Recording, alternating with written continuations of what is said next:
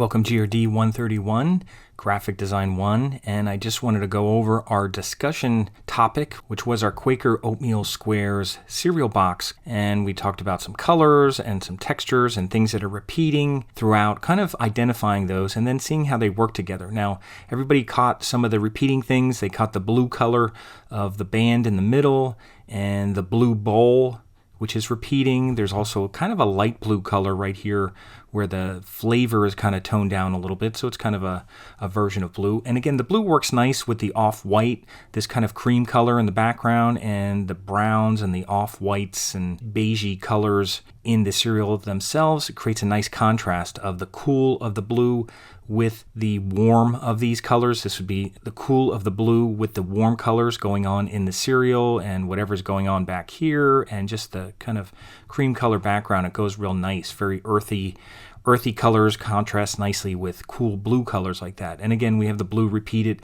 Also, in addition to that, then we have pops of red, which really kind of jump out and just add some nice variety from the blue and cream color scheme. That kind of throws something different into the mix. There's a little pop of red over here with the Heart Healthy logo, and there's obviously pops of red with the strawberries, which add a nice bit of contrast even with the blue, because now we have primary colors that are kind of contrasting. And we also have these earthy kind of brown colors of the cereal color in the brown sugar. We have brown color in the stripes here. We have kind of brown dotted all throughout.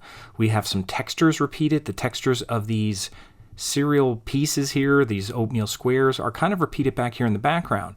And I mentioned in a couple discussion replies that it kind of balances things a little bit because it's very texture heavy in the foreground at the bottom here, and it would look kind of very isolated. The top and bottom would look very different, but the fact that there's some texture up here repeats that, plus it also unifies it in a way. Think about it. It creates a balance. It puts texture up here and texture down there, so it's not so texture heavy, and it also unites it, so it has a little bit of this texture up here, down here, and a little bit of this texture here, back up here. So it pulls it together, and instead of having the top half and the bottom half look completely different, there's something similar about the bottom half that's in the top half. So it kind of goes together in a subtle way. Obviously, the hills in the back are supposed to be in the background. There's a lot of depth here, too. And the hills in the background and the sky creates a little bit of depth that looks way in the background. And then in the foreground, not only do we have the stripe, but we have a little bowl in the background and then a big bowl in the foreground, giving kind of depth. When we have elements that are getting bigger in the foreground, that creates depth. Not only that, our cereal overlaps over that stripe a little, so that makes it really feel like it's in the foreground. And then this is in the background, and that's in the way background. So it creates a lot of depth in here. So there's a lot of things going on here. There's movement because we have this kind of diagonal movement with this other bowl of cereal or something there coming in this direction. And then also the first hill up here, there's a little bit of a darker area that grabs your interest just slightly, and it creates kind of an arch here coming down. So it creates kind of a movement.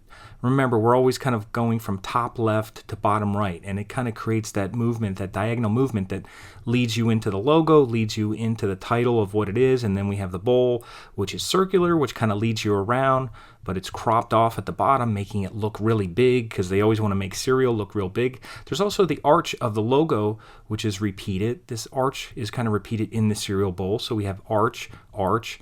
And even though this Quaker font in the logo is different than the one they're using here, this is a pretty standard sans serif here, they borrow parts of it. They borrow the tail of the Q and they use it here, even though that's not the same font.